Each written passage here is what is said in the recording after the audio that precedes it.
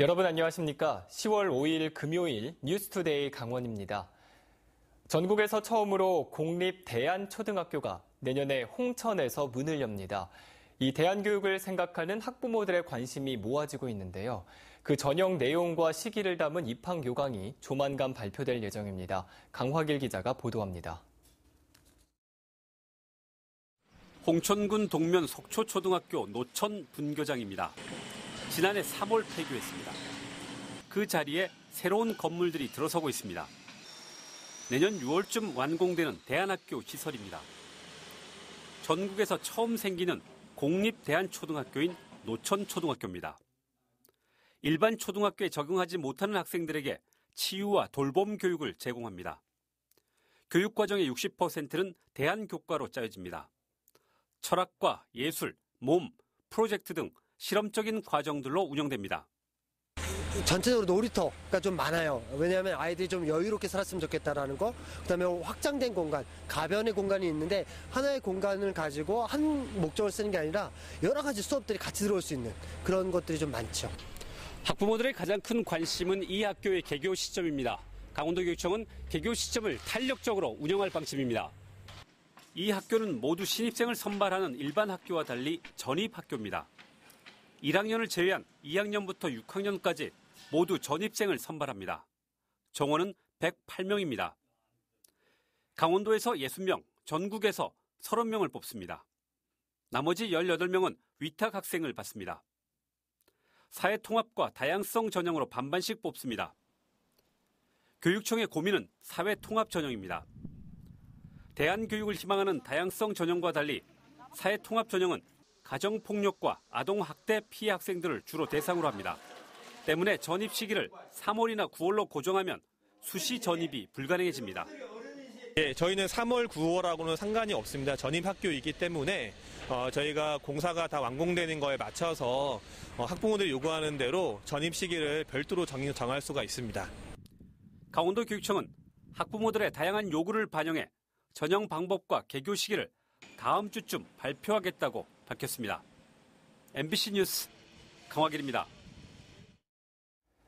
최근 6년 동안 강원도의 땅값 상승률이 전국에서 5번째로 높았고 도내에서는 원주와 춘천, 강릉 순으로 높았습니다. KTX와 고속도로 개통 등 수도권과의 접근성 개선과 동계올림픽 영향 때문으로 보입니다. 김인성 기자입니다.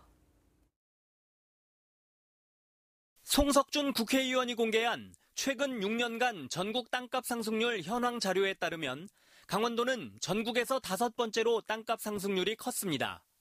지난 2012년 이후 강원도의 땅값 상승률은 15.07%로 33.4%의 세종시, 30.9%의 제주, 20.9%의 부산, 20.5%의 대구에 이어 5번째로 높았습니다. 도내에서는 원주가 20.3%로 가장 높았고 춘천 17.1, 강릉 16, 평창 15.9, 양양 14.2, 속초 14.1, 횡성 13.8% 순으로 나타났습니다.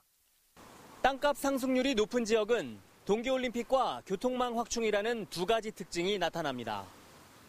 동계올림픽 개최지거나 KTX와 고속도로망이 확충된 지역의 땅값이 많이 올랐다는 겁니다. 하지만 최근 정부의 부동산 정책이 바뀌고 있는 만큼 실제 투자에는 유의해야 합니다. 이슈가 있고 SOC가 있을 때는 토지나 주택 가격이 상승한 것은 맞습니다. 그렇지만 현재 문재인 정부 들어서는 많은 변화가 있기 때문에 투자를 하실 때 조심하셔야 될 것 같습니다. 폐광 지역인 태백은 5.4%로 가장 낮았고 접경 지역인 철원은 8.8%, 화천은 9.2%, 양구는 9.3%로 상승률이 낮았습니다. 태백, 삼척 지역이 좀 낮은 것으로 나타나고 있어요.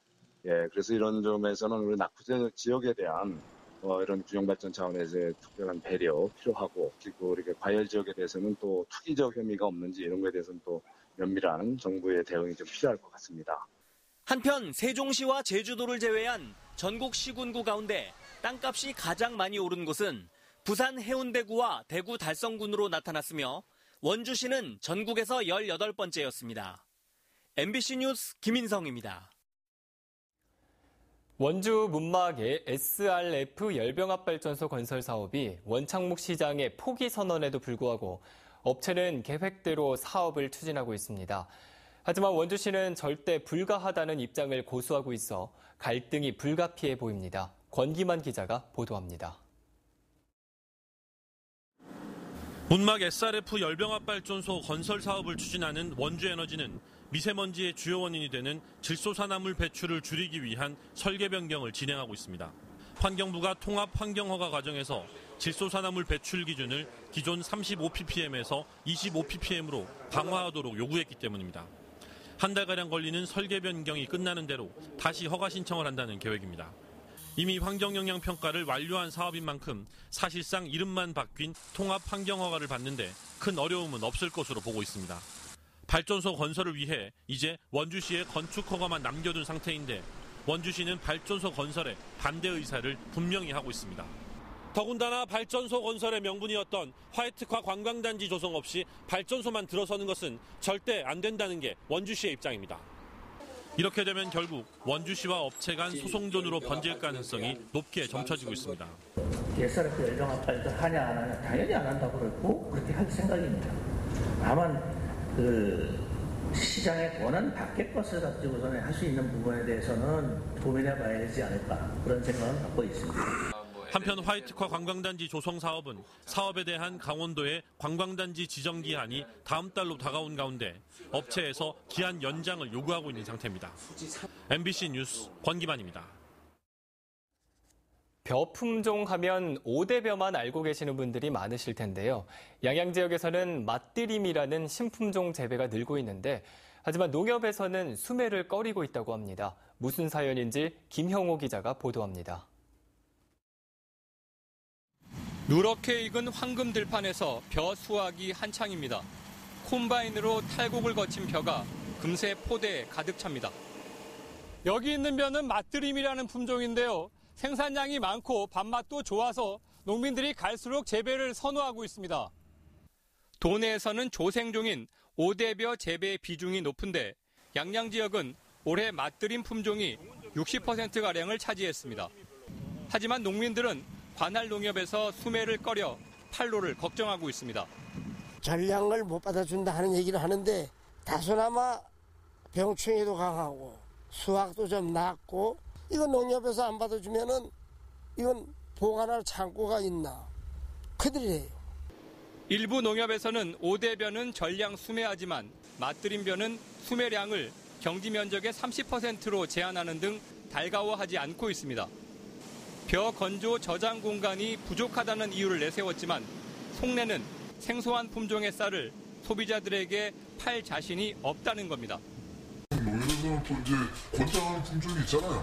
권장을 한다는 거는 가격이 좋은 걸 권장을 하잖아요. 시중에서도 맛들임보다 오대 가격이 좋고 소비자들이 선호하고 그러니까 우리는 이제 권장은 오대로 하죠. 벼 품종이 점차 바뀌고 있지만 농업인들이 선호하는 신품종을 지역 농협이 홀대한다는 비판이 제기되고 있습니다. MBC 뉴스 김영호입니다.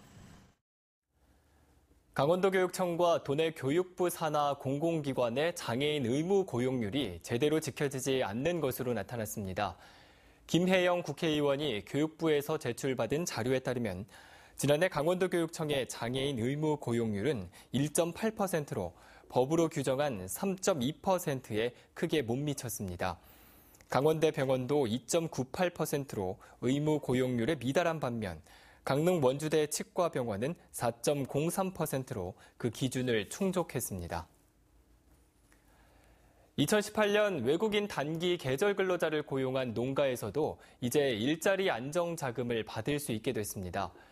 강원도는 도내 농가의 경영 안정 지원을 위해 관련 부처 건의를 통해 최근 고용노동부가 지원이 제외됐던 외국인 계절 근로자에 대한 고용 안전자금 지원을 최종 결정했습니다. 올해 강원도의 외국인 계절 근로자 도입 규모는 11개 모두 1,726명으로 전국 2,936명의 59%에 달하고 있습니다. 이번 지급 결정에 따라 도내 농가의 농번기 일손 부족과 최저임금 인상 등으로 경영 부담이 다소 완화될 수 있을 것으로 기대되고 있습니다. 춘천 녹색시민협동조합이 춘천 유일의 시내버스 업체인 대동대한운수의 인수합병에 뛰어들었습니다.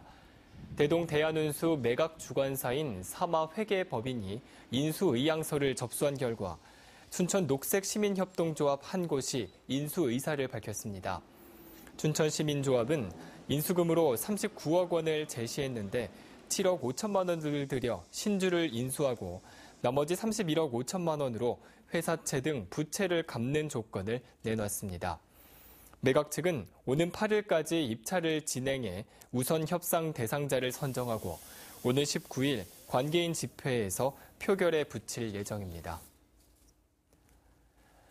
오늘 강원도 지역은 북상하는 제25호 태풍 콩레이의 북쪽 가장자리에 형성된 수렴대의 영향으로 흐리고 비가 오겠습니다. 예상 강수량은 내일까지 영동 지역이 80에서 150mm, 많은 곳은 300mm 이상 되겠으며 영서 지역은 30에서 80mm, 많은 곳은 120mm 이상 되겠습니다. 특히 내일은 강풍까지 예상돼 각종 시설물 관리에 각별한 주의가 필요합니다. 그럼 자세한 오늘의 날씨와 행사를 안내해드립니다.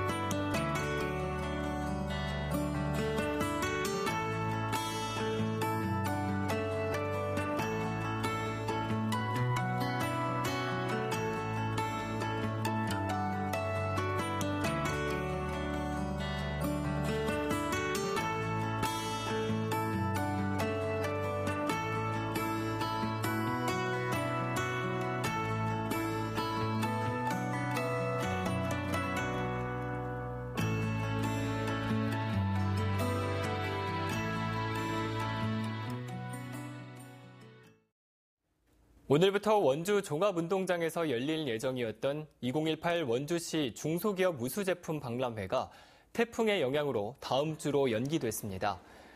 원주시는 시설물 피해와 안전사고가 우려돼 내일 개최 예정이던 중소기업 우수제품 박람회를 오는 8일부터 10일까지 열 계획이라고 밝혔습니다. 또 제21회 김삿갓 문화제도 일정과 장소가 변경됩니다. 김삿갓 문학관 관장에서 열릴 예정이었던 한시 백일장과 사생대회, 개막식 등 대부분의 행사가 스포츠파크 실내체육관과 청소년 수련관에서 열릴 예정입니다. 올해로 10번째를 맞는 2018 강릉 커피축제가 오늘부터 오는 9일까지 개최됩니다.